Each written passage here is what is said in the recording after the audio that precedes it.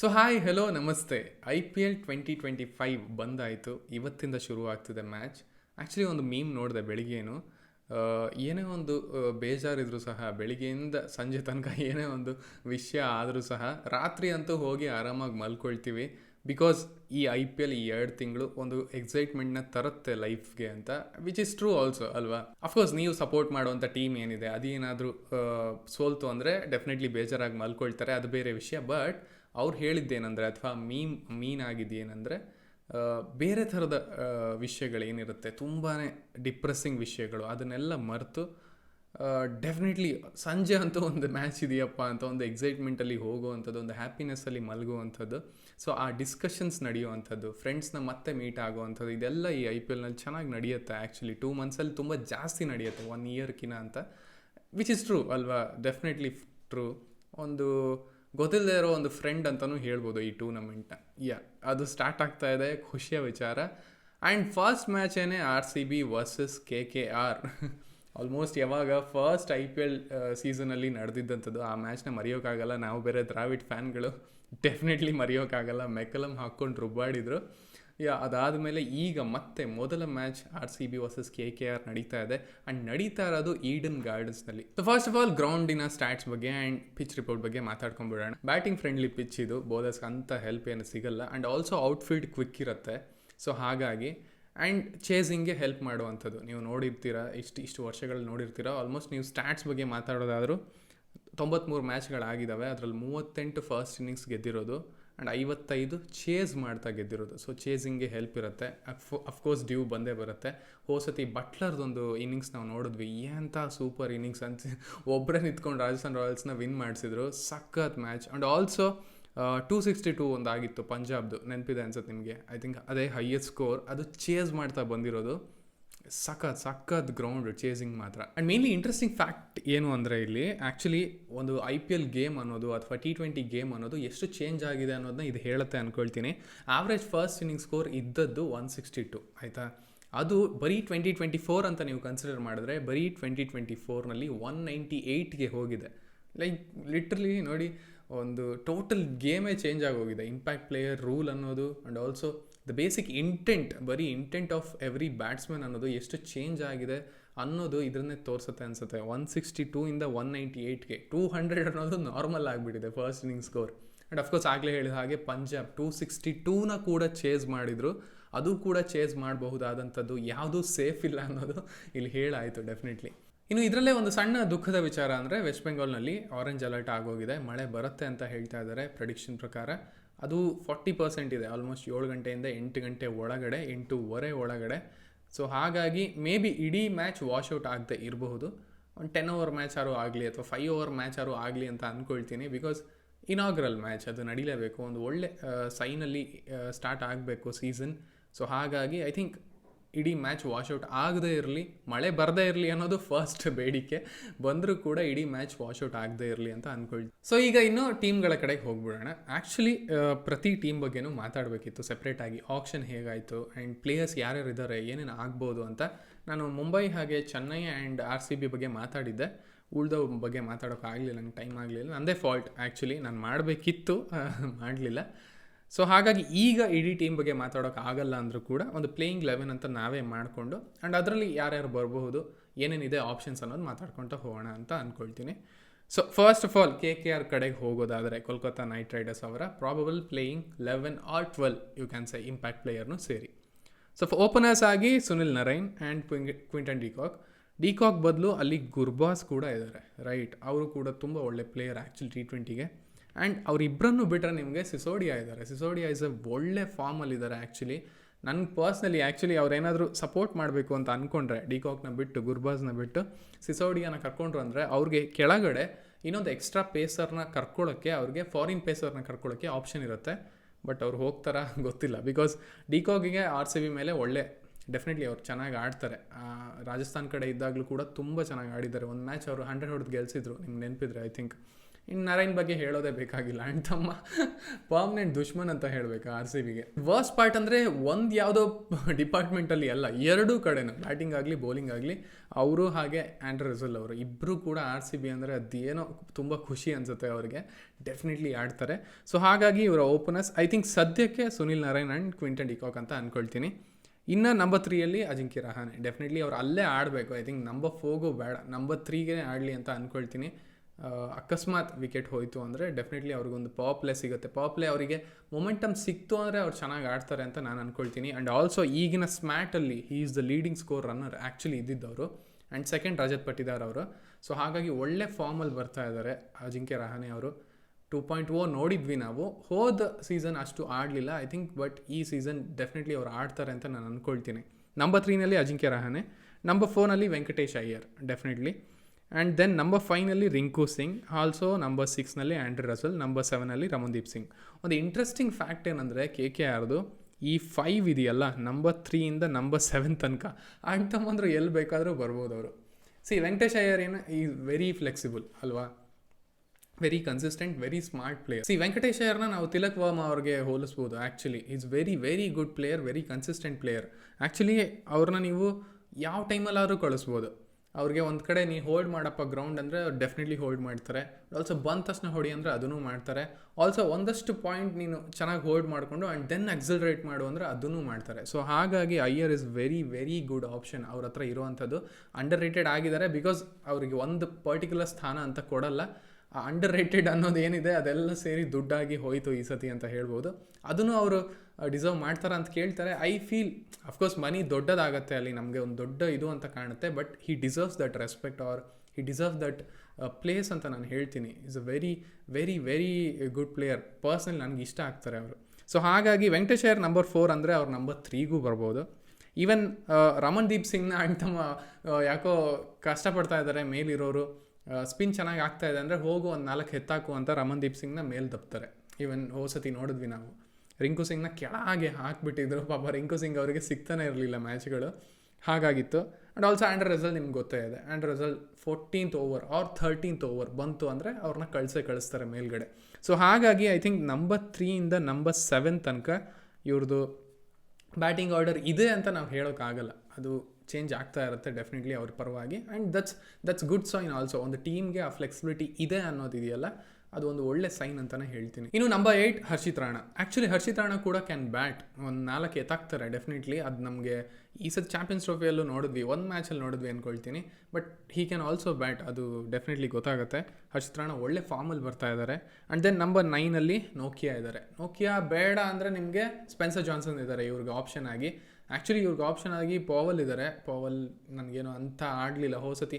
Actually ತುಂಬ ಒಳ್ಳೆ player. ಅವ್ರಿಗೆ ನಂಬರ್ 4ಗೆ ಕಳಿಸ್ಬೋದು ನಾವು ಯಾವುದಾದ್ರು ಒಂದು ಟೀಮಲ್ಲಿ. ಬಟ್ ರಾಜಸ್ಥಾನ್ ಆ್ಯಕ್ಚುಲಿ ಕೆಳಗೆ ಕಳಿಸಿ ಪವಲ್ನವ್ರನ್ನ ಒಂದು ಮ್ಯಾಚ್ ಸೋಲ್ಸಿದ್ರು ಅನ್ನೋ ಥರ ಒಂದು ಮಾಡಿಬಿಟ್ರು ಅವ್ರಿಗೆ. ಸೊ ಪವಲ್ ಇಲ್ಲಿ ಬರಲ್ಲ. ನೋಕಿಯಾ ಆರ್ ಸ್ಪೆನ್ಸರ್ ಜಾನ್ಸನ್ ಅಂತ ಅಂದ್ಕೊಳ್ತೀನಿ. ಬಿಕಾಸ್ ಇಲ್ಲಿ ಸ್ಪೆನ್ಸರ್ ಜಾನ್ಸನ್ ಯಾಕೆ ಬರ್ತಾರೆ ಅಂದರೆ ಒಳ್ಳೆ ಫಾರ್ಮಲ್ಲಿದ್ದಾರೆ. Also left hand pacer. So ಹಾಗಾಗಿ ಅದೊಂದು ವೇರಿಯೇಷನ್ ತರಬಹುದು ಅಂತ. ಬಟ್ KKR ಯಾವಾಗಲೂ ನೋಕಿಯಾ ನಂಬ್ತಾರೆ. ಆ್ಯಕ್ಚುಲಿ ನೋಕಿಯಾ ಫಸ್ಟ್ ಆಡಿದ್ದು ಕೂಡ KKRಗೆ. ಸೊ ಹಾಗಾಗಿ I think they will prefer ನೋಕಿಯಾ ಅಂತ ಅಂದ್ಕೊಳ್ತೀನಿ. ದೆನ್ ನಂಬರ್ 10ನಲ್ಲಿ ವೈಭವ್ ಅರೋರಾ ಇದ್ದಾರೆ. ನಂಬರ್ 11ನಲ್ಲಿ ಅಫ್ಕೋರ್ಸ್ ವರುಣ್ ಚಕ್ರವರ್ತಿ. ತಮ್ಮನ್ನು ಬಿಡೋ ಚಾನ್ಸೇ ಇಲ್ಲ. ಈಗಂತೂ ಇರೋ ಫಾರ್ಮಲ್ಲಿ ಅವರೇ the main player of KKR ಥರ ಆಗಿಬಿಟ್ಟಿದ್ದಾರೆ ಈಗ, ರೈಟ್. ಇನ್ನು ಅಫ್ಕೋರ್ಸ್ ಇಂಪ್ಯಾಕ್ಟ್ ಪ್ಲೇಯರ್ ಆಗಿ ರಘುವಂಶಿ ಬರ್ತಾರೆ ಅಂತ ಅಂದ್ಕೊಳ್ತೀನಿ. ತುಂಬಾ ಒಳ್ಳೆ player, class player. I think ಒಂದು 50 ಹೊಡೆದ್ರು, ಸಖತ್ತಾಗಿ ಹೊಡೆದಿದ್ರು. ನನಗೆ ಯಾವಾಗ ಶ್ರೇಯಸ್ ಅಯ್ಯರ್ನ ಬಿಟ್ರಲ್ವ KKR ಅವರು, ಐ ಥಿಂಕ್ ಆವಾಗ ಅಂದ್ಕೊಂಡೆ ರಘುವಂಶಿ ಇದ್ದಾರೆ ಬಿಡು, ಆ ಪ್ಲೇಸ್ ಏನಿದೆ ಅಥವಾ ಅವರ ರೋಲ್ ಏನಿತ್ತು ಶ್ರೇಯಸ್ ಅಯ್ಯರ್ದು ಅದನ್ನು ಮಾಡೋಕ್ಕೆ ಅವ್ರು ಮಾಡ್ತಾರೆ ಬಿಡು ಅಂತ. ಆ್ಯಂಡ್ ದೆನ್ ಲಾಸ್ಟ್ ಟೈಮ್ಗೆ ರಹಾನೆ ಬಂದರು. ಅಫ್ಕೋರ್ಸ್ ರಹಾನೆ ಸೇಮ್ ಪ್ಲೇಯರ್ ಆಗಿ ಆಡ್ತಾರೆ. ಶ್ರೇಯಸ್ ಅಯ್ಯರ್ ಥರನೇ ಒಂದು ಗ್ರೌಂಡ್ ಹಿಡ್ಕೋಬೇಕು ಅಂದರೆ ಹಿಡ್ಕೊಳ್ತಾರೆ, ಇಲ್ಲ ಹೋಗಪ್ಪ ನಿನ್ನ ವಿಕೆಟ್ ಬೇಡ ನಮಗೆ ಅಂದರೆ ಅವರು ಆಡ್ತಾರೆ ಅಂತ ಅಂದ್ಕೊಳ್ತೀನಿ. ಸೊ ಹಾಗಾಗಿ ಇಂಪ್ಯಾಕ್ಟ್ ಪ್ಲೇಯರ್ ಆಗಿ ರಘುವಂಶಿ ಉಳ್ಕೊಳ್ತಾರೆ ಹೊರಗಡೆ ಈ ಸತಿನೂ. ಇನ್ನು ಈಗ RCB ಕಡೆಗೆ ಬರೋಣ. RCB ಇಷ್ಟು ವರ್ಷಗಳಲ್ಲಿ ಪೇಪರ್ ಮೇಲೆ ಅಟ್ಲೀಸ್ಟ್ ಒಂದು ಒಳ್ಳೆ ಟೀಮಾಗಿ ಕಾಣಿಸ್ತಾ ಇದೆ ಅಂತ ಹೇಳ್ಬೋದು. ಬ್ಯಾಟಿಂಗ್ ಡೆಪ್ತ್ ಕಾಣ್ತಾ ಇದೆ, ಫಿನಿಷರ್ಸ್ ಕಾಣ್ತಾ ಇದ್ದಾರೆ, ಅದು ಕಾಣ್ತಾ ಇರಲಿಲ್ಲ ಮೊದಲಿಗೆ. ಆ್ಯಂಡ್ ಆಲ್ಸೋ ಬೌಲಿಂಗ್ ಡಿಪಾರ್ಟ್ಮೆಂಟ್ನಲ್ಲಿ ಒಳ್ಳೆ ಹೆಸರುಗಳು ಕಾಣ್ತಾ ಇವೆ, ಒಂದು 2-3 ಒಳ್ಳೆ ಹೆಸರುಗಳು ಕಾಣ್ತಾ ಇವೆ, ಅದಂತೂ ಡೆಫಿನೆಟ್ಲಿ ಇರಲಿಲ್ಲ. ಒಂದು ಲ್ಯಾಕಿಂಗ್ ಏನಂದರೆ ಸ್ಪಿನ್ ಡಿಪಾರ್ಟ್ಮೆಂಟ್, ಅದನ್ನು ಮ್ಯಾನೇಜ್ ಮಾಡ್ಕೊಳ್ತಾರ ನೋಡಬೇಕು. ಈಗ ಅವರ ಪ್ರಾಬಬಲ್ ಪ್ಲೇಯಿಂಗ್ 11 ಕಡೆ ಹೋಗೋಣ, ಪ್ಲೇಯಿಂಗ್ 12 ಅಂತಲೂ ಹೇಳ್ಬೋದು. ಸೊ ಆಫ್ಕೋರ್ಸ್ ಓಪನರ್ಸ್ ಆಗಿ Virat Kohli and Phil Salt ಬರ್ತಾರೆ. ವಿರಾಟ್ ಕೊಹ್ಲಿ ಒಳ್ಳೆ ಫಾರ್ಮಿಂದ ಬರ್ತಾ ಇದ್ದಾರೆ ಆ್ಯಂಡ್ ಫಿಲ್ ಸಾಲ್ಟ್ ಒಳ್ಳೆ ಫಾರ್ಮಲ್ಲಿ ಇಲ್ಲ ಆ್ಯಕ್ಚುಲಿ, ಬಟ್ ಡೆಫಿನೆಟ್ಲಿ ಈಡನ್ ಗಾರ್ಡನ್ಸಲ್ಲಿ ಐ ಥಿಂಕ್ ಹೋದ ಸೀಸನ್ 50 ಹೊಡೆದ್ರು, 4 ಈಡನ್ ಗಾರ್ಡನ್ಸಲ್ಲಿ ಹೊಡೆದಿದ್ದವರು, ಒಳ್ಳೆ ಫಾರ್ಮಲ್ಲಿ ಕಾಣ್ತಾ ಇದ್ರು. ಸೊ ಹಾಗಾಗಿ ಆ್ಯಂಡ್ ಆಲ್ಸೋ KKR ಎಲ್ಲರನ್ನೂ ಕರ್ಕೊಂಡು ಅವರನ್ನು ಬಿಟ್ಟಿರೋದ್ರಿಂದ ದೇ ಟ್ರೈಡ್ ಆ್ಯಕ್ಚುಲಿ, ಬಟ್ ಸಿಗಲಿಲ್ಲ ಫಿಲ್ ಸಾಲ್ಟ್. ಬಿಟ್ಟಿರೋದ್ರಿಂದ ಅವ್ರ ಎದುರುಗಡೆ ಹಬ್ಬ ಮಾಡಲಿ ಅಂತ ಕೇಳ್ಕೊಳ್ತೀನಿ. He is very important actually. RCB win ಆಗೋದಕ್ಕೆ ಫಿಲ್ ಸಾಲ್ಟ್ ಆಡೋದು, ಅವರು ಫೈರ್ ಆಗೋದು ತುಂಬಾ ಇಂಪಾರ್ಟೆಂಟ್ ಅಂತ ಹೇಳ್ಬೋದು. ಇನ್ನು ನಂಬರ್ 3ನಲ್ಲಿ ರಜತ್ ಪಾಟಿದಾರ್ ಅವರು, ಇದೇ ಗ್ರೌಂಡಲ್ಲಿ ಅವ್ರಿಗೆ 100 ಇದೆ, ಸೊ ಒಳ್ಳೆ ಫಾರ್ಮಲ್ಲಿ ಇರ್ತಾರೆ ಅಂತ ಅಂದ್ಕೊಳ್ತೀನಿ. ಅಫ್ಕೋರ್ಸ್ ಸ್ಟ್ರಗಲ್ ಮಾಡಿದ್ದಾರೆ ವರುಣ್ ಚಕ್ರವರ್ತಿ ಆ್ಯಂಡ್ ನರೈನ್ ವಿರುದ್ಧ, ಬಟ್ ಎಗೇನ್ ಈ ಗ್ರೌಂಡಲ್ಲಿ ಚೆನ್ನಾಗಿ ಆಡ್ತಾರೆ ಅಂತ ಅಂದ್ಕೊಳ್ತೀನಿ. ಇನ್ನು ನಂಬರ್ 4ನಲ್ಲಿ ಲಿಯಾಮ್ ಲಿವಿಂಗ್ಸ್ಟೋನ್, ನಂಬರ್ 5ನಲ್ಲಿ ಜಿತೇಶ್ ಶರ್ಮಾ. ಆ್ಯಕ್ಚುಲಿ ಇಲ್ಲಿ ಮಾತಾಡಿದ್ವಿ ಹೋದ ವೀಡಿಯೋದಲ್ಲೂ, ನಂಬರ್ 3 ನಮಗೆ ಬಿಕಾಸ್ ನೀವು ನೋಡಿಕೊಂಡ್ರೆ 1, 2 ಇಂದ 6 ತನಕನೂ ಬರೀ ರೈಟ್ ಹ್ಯಾಂಡರ್ಸೇ ಇದ್ದಾರೆ RCBಯಲ್ಲಿ. ಸೊ ಹಾಗಾಗಿ ಒಂದು ಸಣ್ಣ ವೆರೈಟಿ ಬೇಕೇನೋ ಅಂತ ಅಂದ್ಕೊಂಡು I felt Krunal Pandya number 7ನಲ್ಲಿ ಕಾಣ್ತಾರೆ, ಅವರನ್ನು ನಾವು ನಂಬರ್ 3ಗೆ ಎತ್ತಾಕ್ಬೋದಾ ಅಂತ. ಬಿಕಾಸ್ ರಜತ್ ಪಾಟಿದಾರ್ ಅವ್ರಿಗೆ ಅವರ ಪ್ಲೇಸ್ ನಂಬರ್ 4 ಏನು ಫಿಟ್ ಆಗಿದ್ರು ನೀಟಾಗಿ. ಆ್ಯಕ್ಚುಲಿ ಹೋದ ಸೀಸನ್ RCB ಆ ರೀತಿ ಕಮ್ಬ್ಯಾಕ್ ಮಾಡಿದ್ದಕ್ಕೆ ಒಂದು ಮುಖ್ಯವಾದ ಕಾರಣ ಅಂದರೆ ಅದು ರಜತ್ ಪಾಟಿದಾರ್, ಅದು ನಾವು ಡಿನೈ ಮಾಡೋಕ್ಕಾಗಲ್ಲ. ಆ ಸ್ಟ್ರೆಂತನ್ನು ಕೊಟ್ಟಿದ್ದಕ್ಕೆ ಮಿಡಲ್ ಆರ್ಡರ್ನಲ್ಲಿ ಅವ್ರು ಬಂದಂಥ ಅವರಿಂದ ಬಂದಂಥ acceleration and also the consistency, ಅದರಿಂದನೇ RCB ಇಂಥ ಒಂದು ಟರ್ನ್ ಅರೌಂಡ್ ಮಾಡಿದ್ದು. ಸೊ ಹಾಗಾಗಿ ಅವರ ಪ್ಲೇಸ್ ನಂಬರ್ 4ನೇ ನಾವು ಉಳಿಸ್ಕೊಳ್ಬೇಕು ಅನ್ನೋದಾದರೆ ಕೃಣಾಲ್ ಪಾಂಡ್ಯನ ನಾವು ಲೆಫ್ಟ್ ಹ್ಯಾಂಡರ್ ಅಂತ ಡೆಫಿನೆಟ್ಲಿ ಅಕ್ಷಯ್ ಪಟೇಲ್ಗೆ ನಾವೇನು ಮಾಡ್ತೀವಿ ಆ ರೀತಿ ಕಳಿಸ್ಬೋದು ಅಂತ. I think he is definitely deserving, because ಚೆನ್ನಾಗಿ ಆಡ್ತಾರೆ ಅವ್ರ ಸಿಚುವೇಶನ್ಗೆ ತಕ್ಕಂಗೆ ಆಡ್ತಾರೆ, ಬಂದ ತಕ್ಷಣ ಎಕ್ಸಲರೇಟ್ ಮಾಡೋ ಕೆಪಾಸಿಟಿ ಇದೆ. ಅದು ನಾವು ಮುಂಬೈಯಲ್ಲಿ ನೋಡಿದ್ದೀವಿ. ಈಗ ಲಕ್ನೋಲ್ಲಿ ಅಷ್ಟು ಅವ್ರಿಗೆ ಆಪರ್ಚುನಿಟೀಸ್ ಸಿಗಲಿಲ್ಲ ಆ್ಯಂಡ್ ಟೀಮ್ ಕೂಡ ಅಂಥ ಚೆನ್ನಾಗಿ ಅನಿಸ್ಲಿಲ್ಲ ಅವ್ರ ಟೀಮ್ ಚೆನ್ನಾಗಿದ್ದಿದ್ದು ಅಂತ. ಸೊ ಹಾಗಾಗಿ ಐ ಥಿಂಕ್ ನಾವು ಆ ಬಿಲೀಫ್ನ ಕೊಟ್ಟು ಅವ್ರಿಗೆ ಕಳಿಸ್ಬೋದು ಅಂತ. ಬಟ್ ಅದಕ್ಕೆ ಉತ್ತರ ಬಂದಿದ್ದೇನೆಂದರೆ ನಮ್ಮ ಹತ್ರ ಜಾಕೋಬ್ ಬೆಥೆಲ್ ಆಲ್ರೆಡಿ ಇದ್ದಾರೆ, ಸೊ ಅವರನ್ನು ನಾವು ನಂಬರ್ 3ನಲ್ಲಿ ಕಳಿಸ್ಬೋದು ಪ್ಲೇಯಿಂಗ್ 11ನಲ್ಲಿ ಕರ್ಕೊಂಡು. ಆ್ಯಂಡ್ ಡೆಫಿನೆಟ್ಲಿ ಅವ್ರ ಸ್ಪಿನ್ಗೆ ಚೆನ್ನಾಗಿ ಆಡ್ತಾರೆ ಕಂಪ್ಯಾರಿಟಿವ್ಲಿ. ನೀವು ನೋಡ್ಕೊಂಡ್ರೆ ಲಿಯಾಮ್ ಲಿವಿಂಗ್ಸ್ಟೋನ್ ಆ್ಯಂಡ್ ಟಿಮ್ ಡೇವಿಡ್ಕಿನ ಬೆಟರ್ ಆಗಿ ಆಡ್ತಾರೆ ಅಂತ. ಬಟ್ ಪರ್ಸ್ನಲ್ ನಾನು ಫೀಲ್ ಮಾಡೋದೇನೆಂದರೆ ಟಿಮ್ ಡೇವಿಡ್ ಬೇಕು ಪ್ಲೇಯಿಂಗ್ 11ನಲ್ಲಿ ಅನ್ನೋದು, RCB ಪ್ಲೇಯಿಂಗ್ 11ನಲ್ಲಿ. ಸೊ ಹಾಗಾಗಿ I don't prefer Jacob Bethell. So Bethell playing 11ನಲ್ಲಿ ಬರಲಿಲ್ಲ ಅಂದರೆ ಕೃಣಾಲ್ ಪಾಂಡ್ಯನ ಕಳಿಸ್ಬೋದು ಅನ್ನೋದೊಂದು ಥಾಟ್ ಅಷ್ಟೇ, ನನ್ನ ಥಾಟ್, ಅದು ಪರ್ಸ್ನಲ್ ಥಾಟ್, ಅದೇ ಆಗಬೇಕು ಅಂತ ಇಲ್ಲ. ಸೊ ಹಾಗಾಗಿ ಐ ಫೀಲ್ ಅದಾದರೆ ಒಳ್ಳೆಯದು ಅಂತ ಅಂದ್ಕೊಳ್ತೀನಿ. ಬಟ್ ಎಗೇನ್ ಮ್ಯಾಚ್ಗಳನ್ನು ನೋಡಿದ್ಮೇಲೆ ನಮ್ಗೆ ಗೊತ್ತಾಗೋದು ಈ ಪ್ಲೇಯಿಂಗ್ 11 ಏನಿದೆ ಅಥವಾ ಈ ಆರ್ಡರ್ ಏನಿದೆ ಇದು ವರ್ಕ್ ಆಗುತ್ತಾ ಇಲ್ವಾ ಅಂತ. ಸೊ ಡೆಫಿನೆಟ್ಲಿ ನಾರ್ಮಲ್ ಆರ್ಡರ್ ನಾವೇನು ಥಿಂಕ್ ಮಾಡ್ತೀವಿ ಅದ್ರ ಕಡೆಗೆ ಹೋಗ್ಬೋಣ. ಸೊ ಆ ರೀತಿ ನಂಬರ್ 3ನಲ್ಲಿ ರಜತ್ ಪಾಟಿದಾರ್ ಅವರು, ನಂಬರ್ 4ನಲ್ಲಿ ಲಿಯಾಮ್ ಲಿವಿಂಗ್ಸ್ಟೋನ್, ನಂಬರ್ 5ನಲ್ಲಿ ಜಿತೇಶ್ ಶರ್ಮಾ, ನಂಬರ್ 6ನಲ್ಲಿ ಟಿಮ್ ಡೇವಿಡ್, ಸೊ ನಂಬರ್ 7ನಲ್ಲಿ ಕೃಣಾಲ್ ಪಾಂಡ್ಯ. ಸೊ ಇದು ಒಂದು ನಾರ್ಮಲ್ ಆರ್ಡರ್ ಅಂತ ಹೇಳ್ಬೋದು. ಆ್ಯಂಡ್ ಆಲ್ಸೋ ಈ ಆರ್ಡರ್ನಲ್ಲಿ ಏನು ಚೇಂಜ್ ಆಗ್ಬೋದು ಅನ್ನೋದಾದರೆ, ಸ್ಪಿನ್ನರ್ಸ್ಗೆ ಒಳ್ಳೆ ಇದು ಸಿಗ್ತಾ ಇದೆ, ಸಪೋರ್ಟ್ ಸಿಗ್ತಾ ಇದೆ ಅಂದಾಗ, ಸ್ಪಿನ್ ಚೆನ್ನಾಗಿ ಆಗ್ತಾ ಇದೆ ಅಂದಾಗ, ಆರ್ ಮಿಸ್ಟ್ರಿ ಸ್ಪಿನ್ನರ್ಸ್ ಈ ರೀತಿ ನನ್ನ ಮಕ್ಕಳು ಇದ್ದಾರೆ ಅಂದಾಗ, ನೀವು ಡೆಫಿನೆಟ್ಲಿ ಲಿಯಾಮ್ ಲಿವಿಂಗ್ಸ್ಟೋನ್ನ ಹಾಗೆ ಟಿಮ್ ಡೇವಿಡ್ನ ಪ್ರೊಟೆಕ್ಟ್ ಮಾಡಬೇಕು ಅಂತ ಅಂದ್ಕೊಂಡ್ರೆ, ನಮ್ಮ ಫಿನಿಷರ್ಸ್ ಅವರು ನಾವು ಪ್ರೊಟೆಕ್ಟ್ ಮಾಡಬೇಕು ಅಂತ ಅಂದ್ಕೊಂಡ್ರೆ ಅವರನ್ನು ನಂಬರ್ 6, ನಂಬರ್ 7 ಅಂತ ನೀವು ಫಿಕ್ಸ್ ಮಾಡ್ಕೊಳ್ಬೋದು.